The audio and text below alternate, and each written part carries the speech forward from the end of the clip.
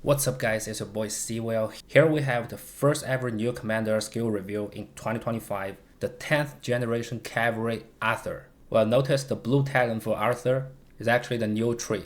It's called Combo. And here we have some pre-look on the talent tree. But so far we don't have any idea how this how this talent tree is gonna work on real fights. Now based on the last video that we talked about Philip, I would still believe talent tree is the best blue tree. Okay, so regarding combo attack, it actually takes effects from normal attack damage. So anything that increase normal attack damage or combo attack damage, including commander passive skills or armaments, will actually increase your combo damage. Now let's have a look on this commander skills. So active skill, Arthur is actually dealing AoE damage, regardless of his being secondary or primary. If Arthur is serving as primary, he deals 2 combo attacks up to 3 enemy troops in the fan area. And the damage factor is 1400. And when it comes to being secondary, Arthur is actually dealing direct damage, so that's skill damage. And the factor is 2800. And again, up to 3 enemies. That factor is really insane. So regarding that 2 combo attacks, I'm assuming it's procced in 1 turn. So it's not like Sargon hitting 5 times in 5 seconds. So I'm assuming it's something like Archer's active skill, 2 damage in 1 turn. Otherwise, it's a little bit weak. Now second skill, 20% marching speed and then 30% attack and 20% health, but only active when you are hitting the field troop. And then third skill, when Arthur is being primary, he gets 10% of combo attack damage, and when it comes to secondary, it turns into 10% of skill damage increase. Now when Arthur is hitting a field troop, those bonus will be tripled. And then fourth skill, when attacking a field troop, if you launch a combo attack or direct damage, you got 30% chance to reduce their rage by 100 every seconds for the next 2 seconds. But cooldown is 5 seconds. So basically your active skill gonna proc this, and also those randomness skill. Now lastly, we have his expertise skill. You got 50% chance to launch 1 extra combo attack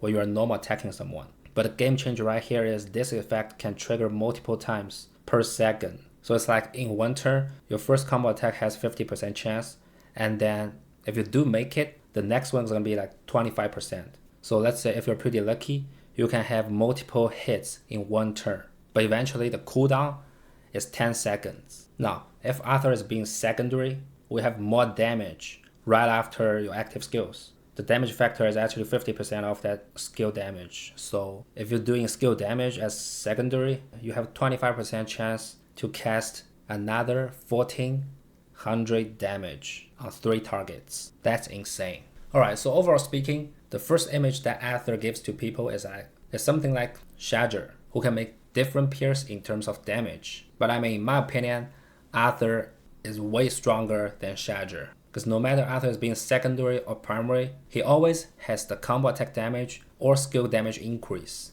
And Arthur is dealing AoE. Even though the idea of Shadger is pretty much like the same, but there's 0 damage increase on Shadger, and Shadger is dealing single damage. So besides the fact Shadger can barb chain, Arthur is just a way better commander than Shadger, like in every single aspect. Now let's talk about what's the advantage and what commander we can pair with. So firstly, let's say Arthur is being primary. The benefit is we're going to be having the brand new talent tree combo, which includes a lot of small effects by chance. Now just based on this picture, I would say they're better than nothing, but you can't expect too much on an open field game changer.